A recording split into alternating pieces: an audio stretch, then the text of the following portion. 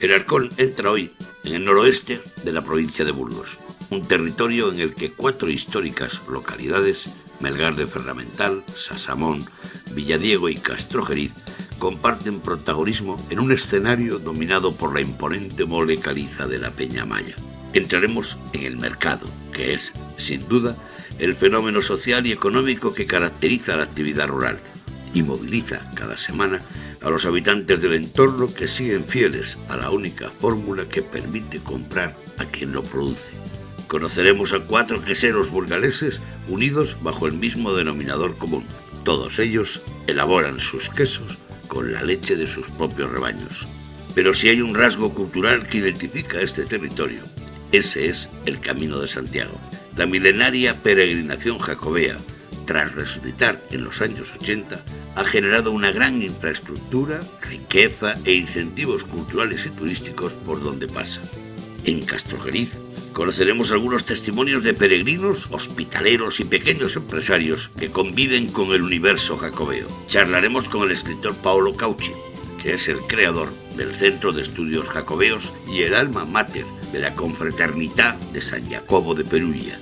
Asistiremos al lavatorio en el viejo hospital de peregrinos de San Nicolás, recuperado por este colectivo jacobeo italiano amante de la ruta jacobea. La arqueóloga Marta Negro, comisaria de la exposición de Castrojeriz a Brujas, nos contará la importancia de la lana, el apogeo económico y las exportaciones castellanas a los Países Bajos en el siglo XVI. Junto a Eduardo Francés, un castreño comprometido con su tierra, analizaremos el impacto del grupo de acción local en la zona y el resurgir de la ruta jacobea. En Ontanas nos espera Azucena, que nos desvelará la fuerza del camino y el simbolismo de las fuentes en su pueblo, por donde pasan a diario cientos de peregrinos de todo el mundo.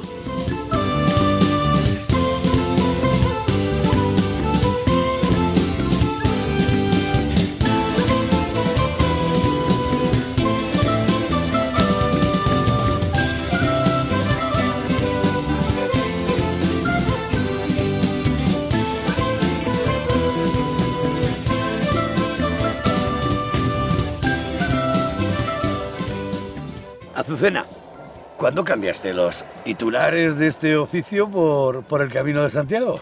Pues mira, va a hacer 10 años ahora en agosto, 10 años que empecé. Han sido 10 años intensos, un cambio radical. La relación con los peregrinos es tan intensa, es cada día personas diferentes de todo el mundo. Yo digo, un pueblo tan chiquitito como es Ontanas, que es chiquitito, chiquitito y pasa todo el mundo. Tu historia es bonita para contarla a un colega, porque tú colgaste los titulares por el Camino de Santiago. Yo fíjate, muchas veces pienso, digo, si yo hubiera tenido estos personajes estando en la radio, qué maravilla, porque son experiencias humanas, Javier. Claro. Son personas que aquí tienen la sensibilidad a flor de piel, vienen en estado puro, o sea, sus sentimientos son muy auténticos. Hay una pequeña ermita que se ha erigido a Santa Brígida. Ella se casó con 13 años, fue con su padre y su marido a Santiago. Hicieron el camino, llevaron 3 años. Ella siempre ha tenido un lugar grande dentro del camino, ¿no? Y por esa razón hay una persona aquí en este pueblo que ha hecho un albergue que se llama Santa Brígida. Hizo esta pequeña ermita para que la gente venga, para que tengas un momento también sentimental o espiritual. Y bueno, para mí era importante que vieras y que comenzaras aquí. ¿Qué relación tenéis con el agua y las fuentes, los de Ontanas? Bueno, Ontanas en sí viene de Fontana. Hay una fuente en el pueblo que es la principal. En este entorno hay grandes manantiales. Bueno, se supone que son grandes acuíferos. Lo cierto es que Ontanas tiene muchas fuentes en sus alrededores. ¿Tú recuerdas de niña cómo era Ontanas? Sí. Sí, ¿Había peregrinos? Sí. Mira, en mi casa, cuando era pequeñita, llegaba a mi casa y decía, bueno, a ver quién está hoy en mi casa, en mi habitación, en mi casa, porque antes no había albergues, entonces los peregrinos iban a casa del cura o del párroco, y el párroco vivía al lado de nuestra casa, entonces los peregrinos se quedaban ahí, y veía cuando llevaban unas mochilas que eran enormes, nada que ver con esto, unas capas que pesaban una barbaridad, en fin. Mi relación con el camino viene pues desde mi infancia. Y llega un momento en que decides abrir un hostal de peregrinos. Es que no podía abrirlo de otra cosa. Y ha pasado ya 10 años. ¿Qué tal? Muy bien, muy bien, muy bien.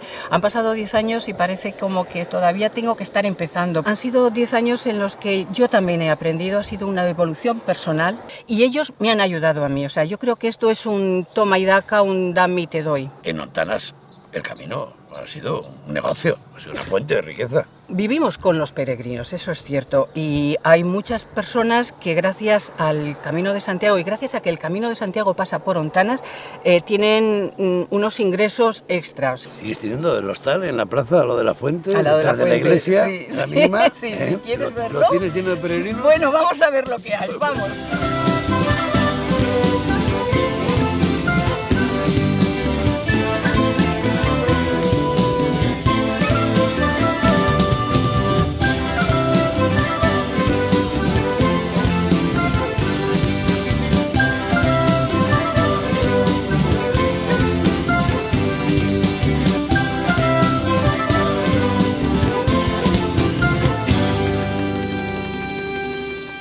Nunca pensé que íbamos a terminar bebiendo agua con tantas ganas en tu pueblo. Bueno, pero eso les ocurre a casi todos los que bajan por esa cuesta.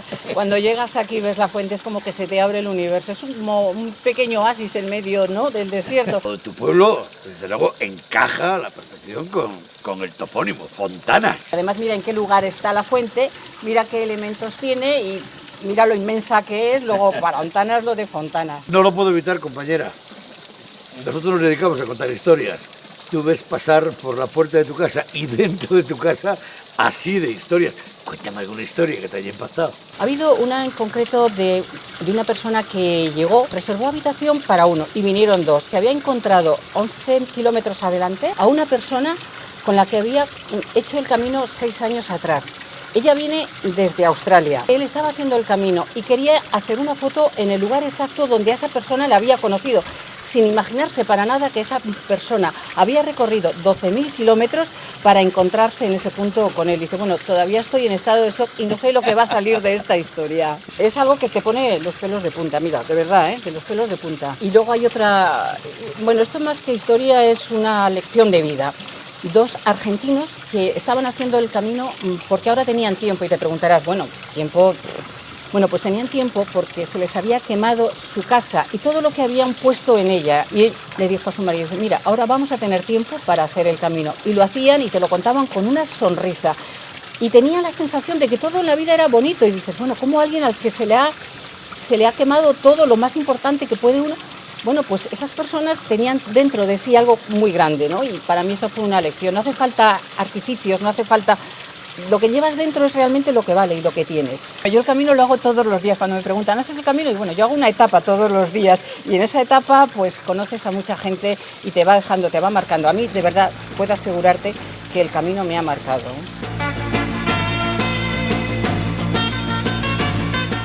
En el entorno de la fuente y de la iglesia, Mari Carmen nos espera en su albergue privado, también en Ontanas, una iniciativa que comparte con la actividad agraria.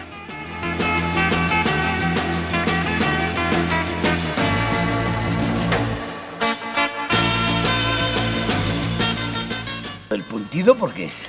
Pues mira, pues justamente por este arco. Aquí pasaba el agua y por eso le llaman el puntido. Mari Carmen, lo vuestro es un caso muy singular, porque vosotros, Toñi y tú, estáis casadas con José y Enrique, que son agricultores, bueno, todos sois agricultores en Ontanas, y un día os decidís abrir un albergue de peregrinos. Se hizo poco a poco, pues en el 2004, hace 11 temporadas. Se ha ido ampliando y ahora contamos con unas 50 plazas. ¿Qué ha supuesto para vosotros, oye, para Toñi y para ti, para los cuatro, lo de los albergues, lo de los peregrinos? La verdad es que pasan cantidad de nacionalidades y gente muy bien, porque son muy educados y y no hay ningún problema con ellos. ¿Cómo que había Ontanas, eh?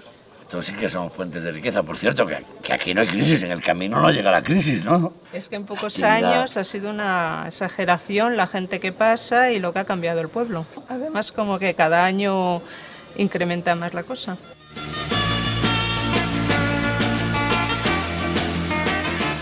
Entramos en la localidad de Villadiego, en la villa histórica, en el Día del Mercado. Los habitantes de la comarca acuden a esta cita desde hace décadas. Este mercado sigue tomando el pulso vital de la zona, pues, además, en este lugar te puedes encontrar con el productor en persona. Nos esperan 4 queseros en medio de la plaza de Villadiego.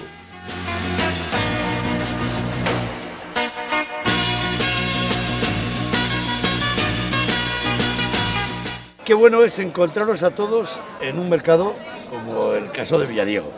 A los mercados vais mucho, ¿no, José Manuel? Claro, lo que más da de ojo al queso, conocen al que lo vende, conocen al que lo hace, es importante eso. José Manuel, ¿y lujos por qué? El lujo son mis 3 hijos, Isabel, Lucía y Jorge. Tengo leche propia, lo más importante para hacer un queso bueno es una leche propia. Hacemos el semi, de 2 meses en adelante, el curado con 6 meses y el añejo pues con año y pico. No nos podemos quejar, pero a pesar de todo, mucha ilusión y intentando que vayan las cosas bien. María, ¿qué tienen que ver los peregrinos del Camino de Santiago con tu queso, con Mostelares? Mostelares pues es la cuesta del peregrino y pasta del ganado de Inestrosa y es el Camino de Santiago. En tu caso también sois una quesería familiar Sí, con rebaño propio. Sí, somos la familia, elaboramos nuestra producción del ganado nuestro y vamos, pues está resultando bastante bien. Es pasta prensada, le hay de 3 kilos, kilo y medio, de kilo y ya llevamos pues 20 años. Juanjo, a ti lo de rico no te lo pregunto porque supongo que es el apellido de la familia. Efectivamente, y aparte va con el sabor de queso rico. La ventaja de los pequeños es que hacerle ganado propio, la alimentación que afecta mucho, por eso a todos nos pasa igual, pues por eso sacamos la calidad del queso, porque el queso malo ya hoy no existe. Y en los artesanos no falla ninguno, estos son todos, por eso están todos vendidos. Claro. Hacemos el queso de kilo y después el de medio kilo, el pequeñito. Eduardo, en Arenillas de Río Pisuerga supongo que sigue estando la ganadería familiar y los que transforman el queso. ¿Cómo se llama tu queso? Cascarral viene porque está ubicada la fábrica justo en un término que se denomina así. Hemos heredado la ganadería de mis padres e incluso también la forma un poco de hacer el queso. Intentamos seguir todo el proceso, montamos las ovejas, luego la quesería y estamos llevando el queso también al propio consumidor. Intentamos además que sea algo que tenga que ver un poco incluso con la cultura de la propia provincia, de la región. Nuestro queso está elaborado a partir del leche de oveja churra, pero es un elemento diferencial. Sigues creyendo en la cultura churra, supongo. Por supuesto, a pesar de todos los pesares, sigo defendiendo la de oveja churra. Creo además que la oveja churra, a pesar de todos los problemas, tiene futuro. Aquí a no muchos años, la oveja churra yo creo que va a demostrar que tiene capacidad suficiente como para competir con los demás. ¿Qué les diríais a los que compran quesos que saben que son de pequeños ganaderos que transforman su leche en poblaciones y que son conocidos? Yo les diría que es como lo hacían sus madres, que todo el mundo tenía sus rebaños y sus cosas. Entonces es muy parecido. Es auténtica calidad, ya que está hecho pues de los rebaños nuestros, calidad inmejorable. Ese producto no falla nunca. Si se da cuenta la gente, lo que estamos haciendo también es colaborar en que la gente se quede en los pueblos, porque tener ganadería y quesería, ampliamos la fijación de la gente. Hay gente que probablemente no entienda que detrás de todo esto hay una filosofía y una forma de entender la vida. No es un queso sin más. Manejamos todo, controlamos nuestros rebaños, nuestras ovejas, controlamos el proceso de producción y conseguimos evidentemente el mejor de los productos.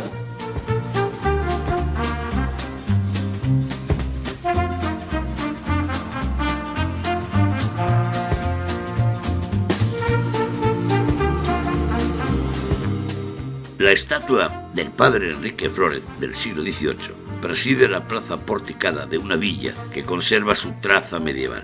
A esto se suma la oferta museística de Villadiego, que concentra 3 museos, el pictórico, el etnográfico y una sección paleontológica. Los 3 se encuentran en el barrio judío, asentado en el casco histórico de la villa y en una misma calle. Pero es el Museo de Pintura el que muestra la colección de cuadros y obras de arte reunidas por Lorenzo Albarrán y legadas por Filomena del Río, el que sorprende al visitante.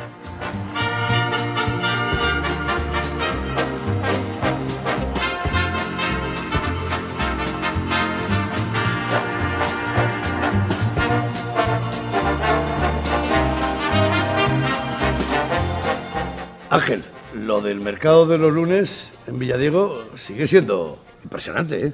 Es verdad, es verdad. Bueno, de hecho, yo siempre he apostado en defender los mercados. Los mercados es importante porque aquí tenemos una cantidad de pueblos alrededor de Villadiego que bueno, su unión de los lunes es Villadiego. Significa que la cantidad de servicios que tenemos aquí pues es espectacular. Esta zona es agrícola, pero es una zona agrícola bastante rica. Entonces, los mercados yo siempre me propuse defenderles al máximo. Aquí lo del mercado de los lunes en Villadiego y lo de la famosa frase que os ha metido en todos los libros de historia. Estamos, que la frase de me tomo lo de Villadiego no hay que explicar nada, porque me dicen que en Estados Unidos alguno la dice.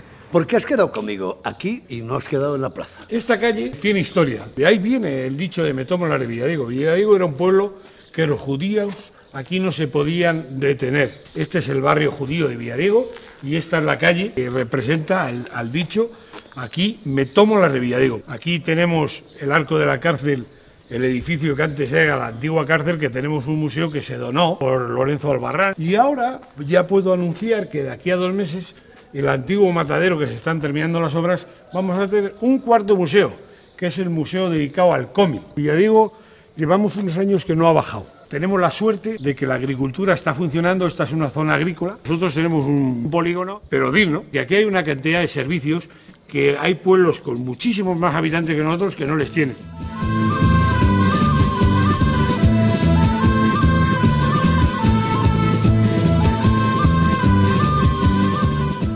Nos dirigimos a Castrojeriz, una villa histórica soldada al Camino de Santiago desde hace siglos. Vamos en busca del profesor de la Universidad Italiana de Perugia, Paolo Cauchi, un hispanista convencido y un estudioso de las peregrinaciones. Nos espera en el Centro de Estudios Jacobeos.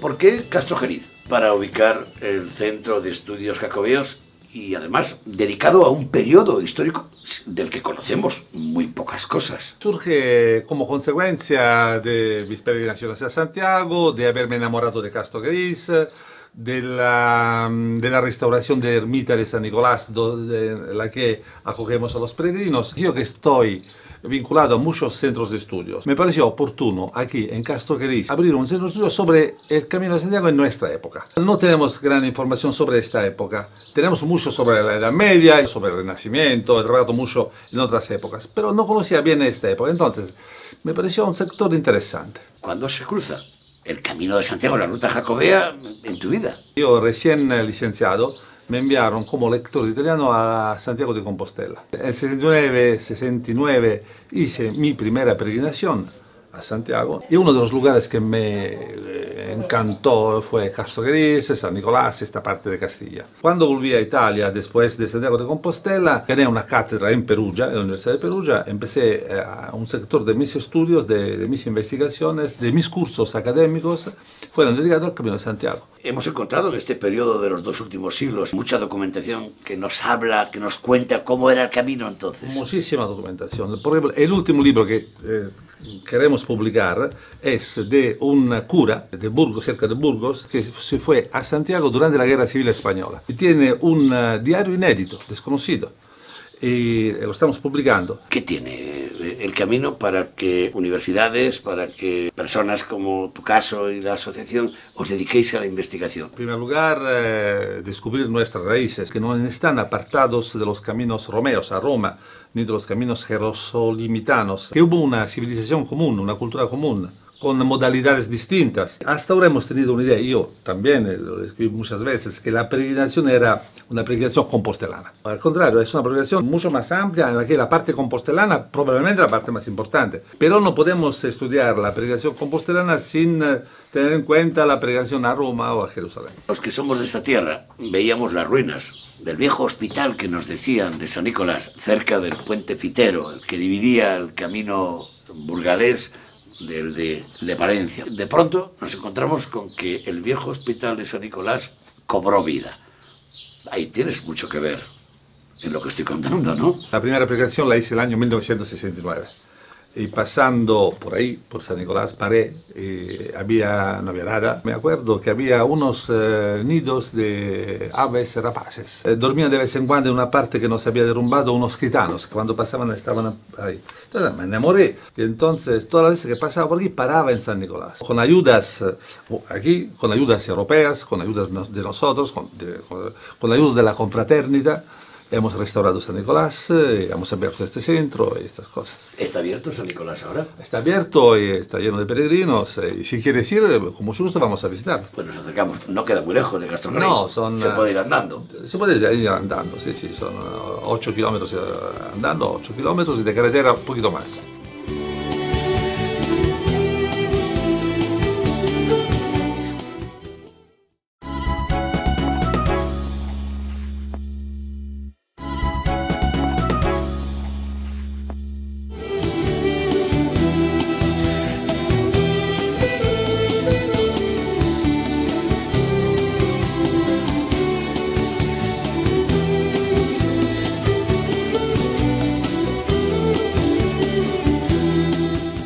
Cauchi, dentro de unos días se cumplen 20 años en el que se inauguró el albergue de San Nicolás de Puentecitero. Exactamente el 20 de julio del año 1994. Pero empezamos la recuperación, la restauración 3 años antes. Con mis alumnos nos acampamos al lado del río Pisuerga y estuvimos trabajando 3 veranos aquí.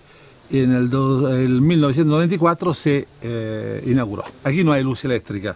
Así que durante el invierno es imposible vivir aquí. Normalmente el día 1 de mayo y hasta el 10 o 12 de octubre está abierto. Este albergue existe por la confraternidad. Sin sus miembros y sus aportaciones y su custodia, no existiría San Nicolás. Los cofrades de la confraternidad vienen casi todos italianos, pero también españoles. Nos turnamos aquí y atendemos a los peregrinos. Desde luego, este albergue de peregrinos tiene rasgos diferentes. No tiene luz, está atendido por miembros de la cofradía. Es gratuito, totalmente gratuito. Es gratuito. Se le prepara la cena, se les lava los pies al llegar, duermen aquí. Hemos calculado que en 20 años se han hospedado unos 30.000 personas. Cuentan los peregrinos que van a Santiago y que paran en San Nicolás que en este lugar hay algunos peregrinos y algunos hospitaleros que se quedan para siempre, porque lo dicen. Los peregrinos y también los hospitaleros han quedado tan ligados a San Nicolás, a la experiencia, al haber vivido aquí, que quieren quedarse también después de muertos. Uno de los nuestros se hizo incinerar y está sepultado al lado del altar. Ahí hay 5 o 6 árboles que están en recuerdos de hospitaleros y peregrinos especialmente vinculados aquí. ¿Qué tiene el camino para movilizar tantos corazones, tantos espíritus y a tantas gentes? Tiene una tradición, tiene una identidad, tiene un carácter, tiene una meta. No es un paseo por un lugar estupendo, es una caminada, una peregrinación con una meta. La meta es importantísima. No somos personas que pasan por aquí de pura casualidad. Cada uno es heredero de una tradición, por lo tanto el camino es nuestro, el camino es de los peregrinos. Y lo defendemos, lo mimamos, nos acordamos de él. El camino atraviesa regiones, autonomías, provincias. ¿De quién es el camino de Santiago? Es de los peregrinos, porque sin peregrinos sería un camino cualquiera. Con los peregrinos es el camino de Santiago.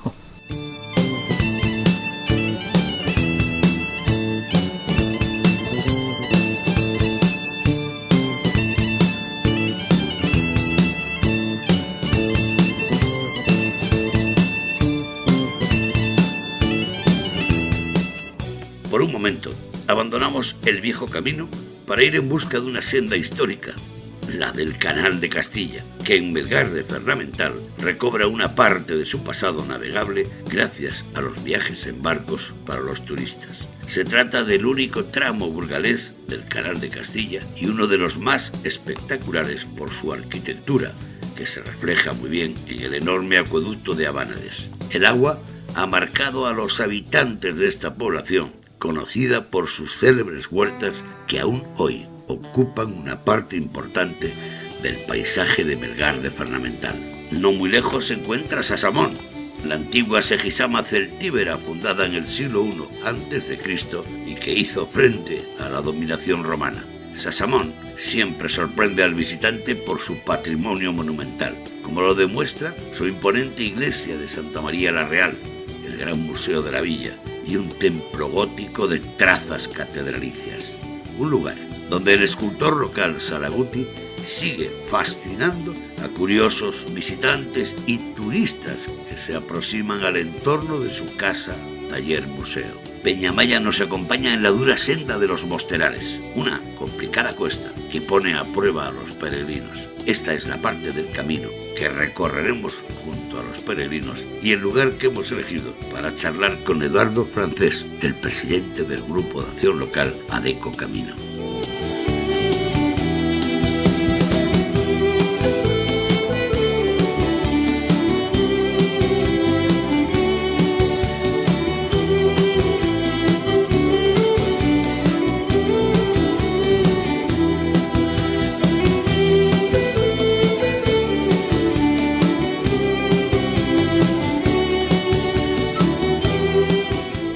Hemos llegado hasta aquí, ¿eh? Pues hemos llegado.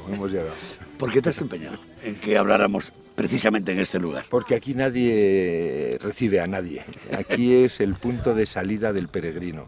Y para poder llegar aquí hay que pagar un tributo, que es subir la cuesta de Mostelar. Eduardo, ¿qué es un grupo de acción local y qué aporta a un territorio? Un grupo de acción local es una asociación donde se integran pues los distintos sectores empresariales, sindicales, toda la iniciativa que puede haber en asociaciones culturales, lo que bulle en un territorio. Y en el medio rural, pues desgraciadamente hace unos años había pocas cosas, había pocos mimbres.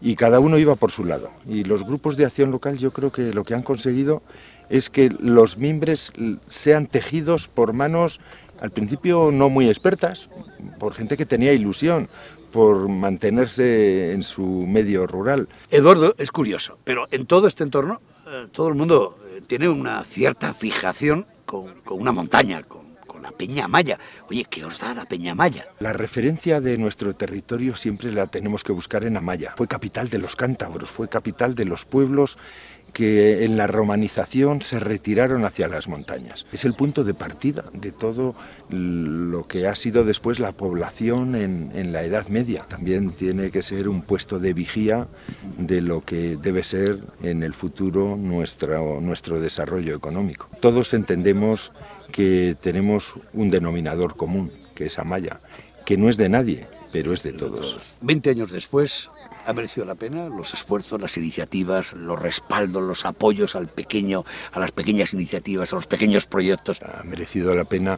porque en 20 años el hablar de que se han conseguido 400 puestos de trabajo de nueva creación en el territorio de Adeco Camino, pues para mí es una satisfacción muy grande. Hazme una estampa de hace 25 años de Castrojeriz vinculado al Camino de Santiago. Hace 28 años, en el año 86, yo pedí la excedencia de la administración para venirme a Castrojeriz a dirigir una escuela-taller de restauración para transformar una casa en albergue de peregrinos. Ahora hay 2 albergues del ayuntamiento, 3 albergues privados, 4 hoteles y por lo menos 8 o 10 casas de turismo rural pues que reciben a peregrinos y a turistas. ¿Qué ha dado el camino al territorio del ámbito geográfico del GAL y a tu pueblo en concreto? El Camino de Santiago es un patrimonio inmaterial, pero que también tiene un trasfondo económico directo, crea empleo. Hemos conservado y restaurado iglesias, hemos ayudado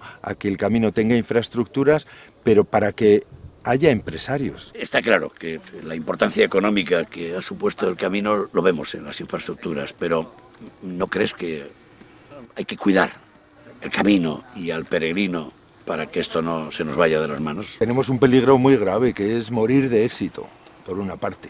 Por otra, que alguien no entienda que el peregrino necesita unas atenciones especiales. Necesita comer, claro, necesita descansar, claro, pero quiere hacer su camino de Santiago. Y el camino de cada uno es distinto, el camino es singular y el camino es irrepetible. Al peregrino hay que facilitarle los servicios que necesite, hay que seguirle, hay que cuidarlo, hay que mimarlo.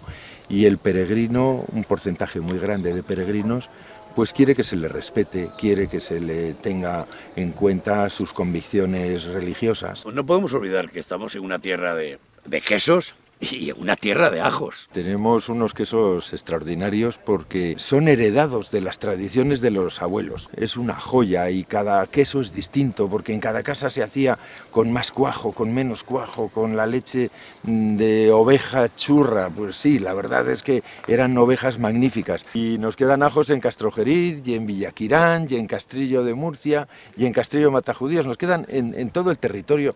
Es una zona de una producción de un ajo de gran calidad, pero sobre todo la gran calidad es la de sus gentes, el cómo les cuidan, el cómo les tejen, cómo les ahorcan.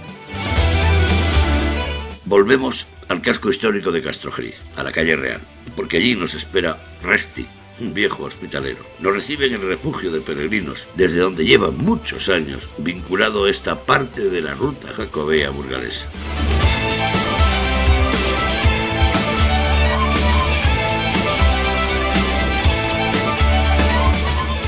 Qué alegría, amigo Resti, encontrarte en el camino.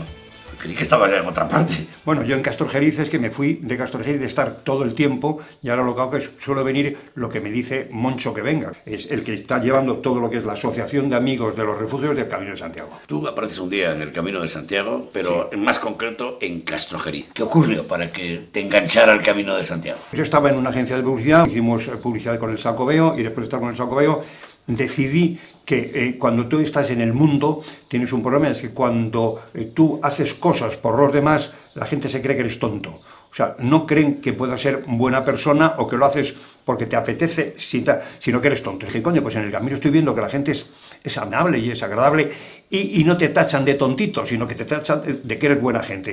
Y dije, pues me voy al camino y me fui al camino. Resti, ¿qué te ha aportado el Camino de Santiago? Oye, ¿cómo llegas tú al Camino de Santiago y a Castrojeriz? El Camino de Santiago me ha hecho enterarme de cómo soy. Te llegas a dar cuenta de que tú quieres hacer lo que quieres hacer y lo haces. Yo lo que pienso es lo que digo y lo que digo es lo que hago. Bueno, pues con eso llegó con el camino, es el que me ha enseñado a mí. El que me ha enseñado a decidir que yo tengo que hacer lo que me apetece para disfrutar de la vida. No solo el hospitalero, sino la persona normal, de la vida normal, cuando hace algo por alguien, te sientes dentro una satisfacción que es especial. O sea, yo voy por la calle y a mí un tío me dice, ¿dónde está la Cibeles? Un momentito, ven para acá, mira, tú ves por aquí, pampa, y cuando le he dicho dónde está y el tío ve que va y que lo entiende, digo, joder, qué de puta madre, qué día. ¿Qué les dirías tú a aquellos que en este momento estén planteando hacer el Camino de Santiago? ¿Qué es lo que se van a encontrar y cuál es el espíritu que deben tener a la hora de hacerlo? Al camino hay que venir a ver, a aprender, a que te pasen cosas. En la vida tú estás quieto y la vida te va pasando y tú la vas disfrutando. Si tú vas para adelante, a lo mejor te equivocas, pero si tú estás en el camino es lo mismo. El camino, a mí una vez me dijo un peregrino, yo el año pasado venía muy preocupado y estaba obsesionado con el camino, chico, y lo pasé regular, pero este año es como que estoy quieto y me va pasando el paisaje, y me lo estoy pasando de maravilla. O sea, que hay que venir sin tener miedos. Dicen que cuando haces el Camino de Santiago cambia tu vida, hay un antes y un después. ¿Es verdad eso? Para mí sí. Desde que hice el camino para mí ha cambiado mucho la vida. Si tú estás bien contigo mismo, todo lo que te viene es bueno. Si tú estás mal contigo mismo, todo lo que te viene es malo. ¿Qué crees que nos ha aportado el Camino de Santiago a la gente que vivimos en España, que vivimos en Castilla y León, que vivimos en el entorno del camino? Yo creo que a cada uno le ha aportado una cosa, ¿no? Todo el que ha querido recibir algo bueno lo ha recibido. Y hay gente que, sin embargo, no se ha enterado siquiera de lo que vale un peine, pero eso pasa a todo el mundo, ¿no? Resti, ¿qué es un hospitalero? Un hospitalero es un señor que procura tener las cosas adecuadas para que el peregrino, cuando va por el camino, no tenga que pensar más que en hacer el camino. Que llegue a un sitio y que se lo encuentre lo suficientemente limpio. Lo que no puedes es tener mármol y tener duchas con no sé qué, lo que hay por ahí, que a mí me asusta. No es que haya que venir a sufrir, pero hay que acostumbrarse a tener los mínimos. Lo del camino es una historia vinculada a la religión. Es una peregrinación religiosa, una catedral que está en Santiago con los restos de un apóstol. Por lo tanto, oye, ¿tú has visto algún milagro? ¿O has presenciado algún milagro en todos estos años en el camino? Milagros importantes no, pero milagritos sí he visto. Aquí llegó un día un peregrino y le digo, ten cuidado, macho, que llueve. Y dice, a mí no me llueve. A mí no. ¿Cómo que a mí no me llueve? Tuvo 2 días y a los 2 días llovió 5 veces y nunca le llovió a él. Eso no sé si es un milagro, pero joder, es una chiripa, pero joder con la chiripa, ¿no? Yo he visto gente que ha venido aquí de una manera y que hablando 1 hora se ha ido de otra manera.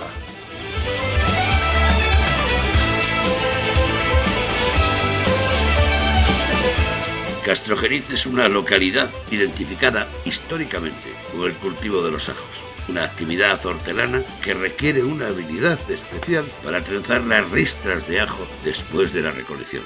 Julián Delgado lleva toda la vida haciéndolo.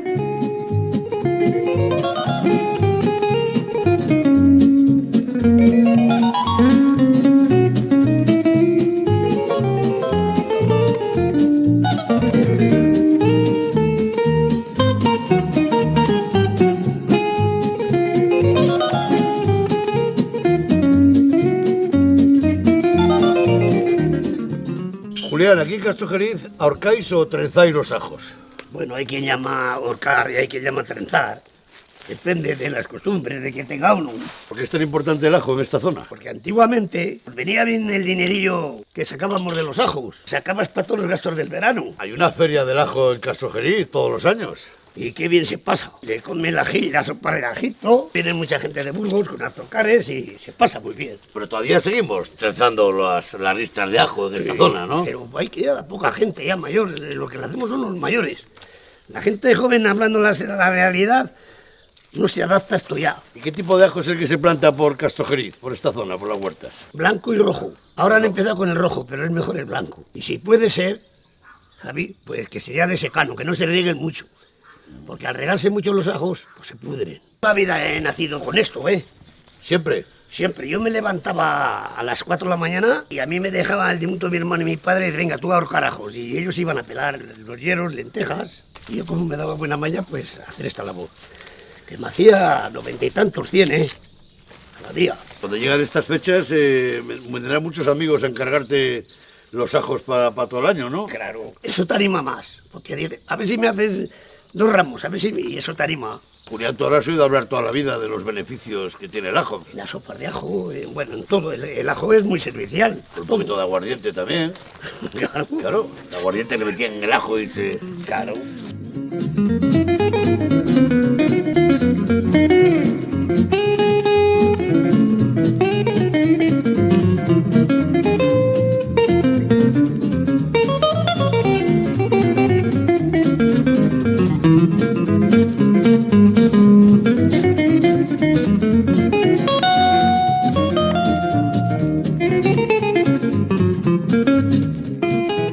Nos dirigimos a la iglesia de San Juan. En su interior encontraremos las claves que nos trasladarán a uno de los periodos de mayor esplendor económico de la villa. Las grandes familias que habitaron en los siglos XV y XVI se convirtieron en una importante oligarquía mercantil gracias al comercio de la lana. Muchas de ellas llegaron a tener una gran importancia en Flandes, Brujas y Amberes. De todo ello, de sus fortunas y de esta curiosa estampa de las primeras exportaciones burgalesas, nos hablará Marta Negro, arqueóloga y comisaria de la exposición denominada De Castrojeriz a Brujas.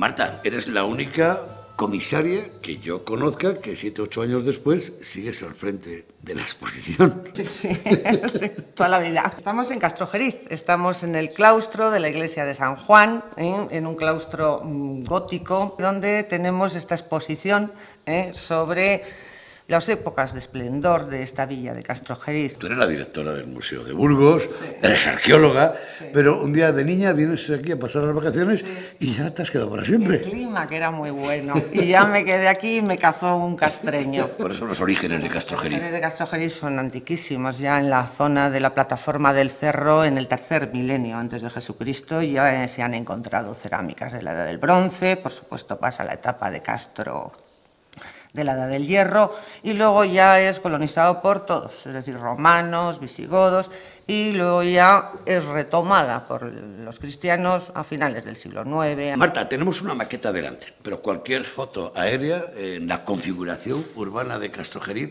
esto se ajusta a los periodos de máximo esplendor de la villa. Le entendemos esplendor por esplendor urbanístico, arquitectónico y económico.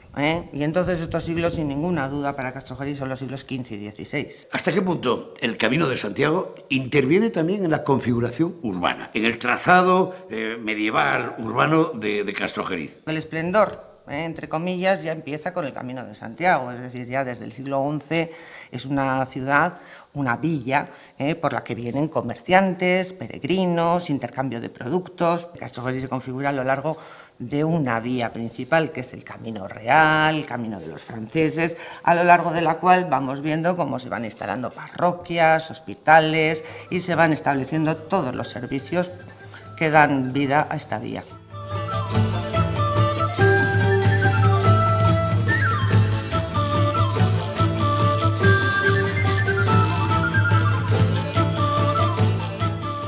¿Por qué hablar de lana es mencionar un término mágico en Castrojeriz, Marta? La lana, sin duda, fue una de las materias que le supuso el mayor enriquecimiento a la gente de este pueblo. De aquí salieron grandes fortunas. Tenían rebaños de ovejas de más de 15.000 cabezas. Esto les permitió conseguir un dinero y reconvertir sus primitivas haciendas de lana en ser banqueros, prestamistas, fueron finalmente aseguradores. Entre los grandes prestamistas, los grandes banqueros de Felipe II, hay dos castreños, que son los López Gallo y los Castro Mújica, que son, digamos, dos de los comerciantes de lana que más sostuvieron al gobierno de Felipe II. Ahora todos conocemos la importancia que tiene la exportación, las empresas que están presentes en Centro Europa. En el 15, Castrojeriz ya tenía delegaciones que exportaban lana a Centro Europa. Ya en el siglo XV tenemos delegaciones abiertas en Brujas, codeándose con los florentinos, con los alemanes, la potente Hansa. Ahí están los castellanos. ¿Es posible encontrar alguna huella que nos identifique? Los de Castrojeriz en las calles de Brujas, por ejemplo. En Brujas, una de las casas más bonitas, una de las imágenes románticas más bonitas de Brujas, que es esa vista del agua con una casa típicamente flamenca, bueno, pues es de un burgalés. Y tiene los escudos de Castilla y León en la puerta, tiene los escudos de la Somaloenda. El Camino de Santiago es uno de los caminos preferidos del pueblo flamenco.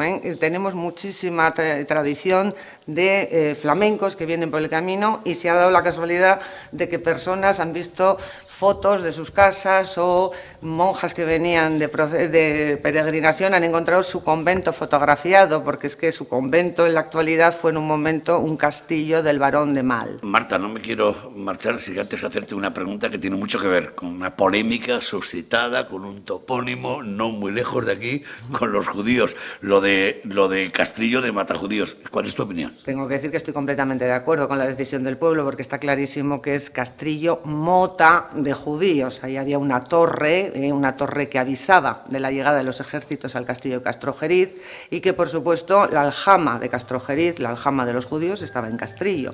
Luego es Mota de judíos.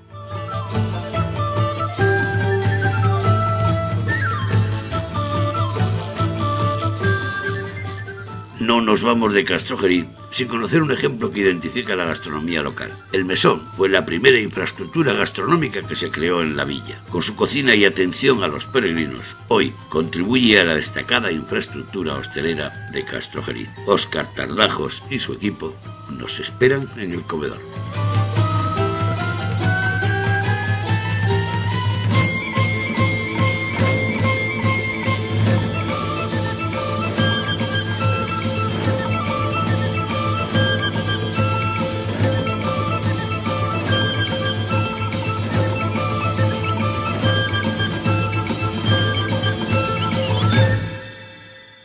Óscar, está claro que esto es un restaurante rural y de cocina familiar. Rural y familiar de toda la vida. Sí, a ti seguirá al frente, tu madre. Bueno, un poco por encima. Está ya retirada, pero por ahí anda la mujer. Begoña, tú eres de la zona, eres de Villasilos.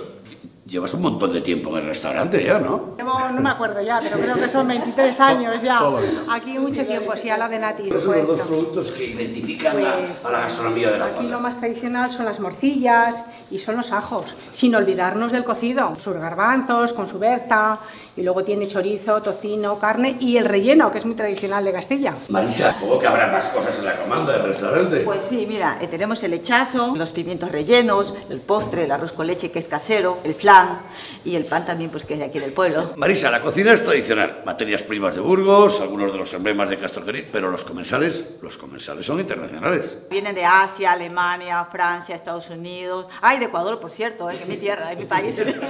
Bueno, lo que está claro es que tanto Marisa como Begoña en la cocina seguir las pautas que ha marcado Nati de toda la vida, ¿no? Seguimos, ella lo dejó y lo seguimos así, no hemos cambiado en nada. Con nuestros ajos, nuestras morcillas, ¿sabes? El cocido que ella me enseñó cómo hacerlo y seguimos, flan y todo esto. Estar en esta parte de Burgos condiciona un poco a la hora de ofrecer los vinos a los comensales. ¿Cuáles son las dos zonas que no puede faltar en este restaurante? Pues Ribera de Alarranza y Ribera del Duero. Son los dos vinos que más se beben, la verdad.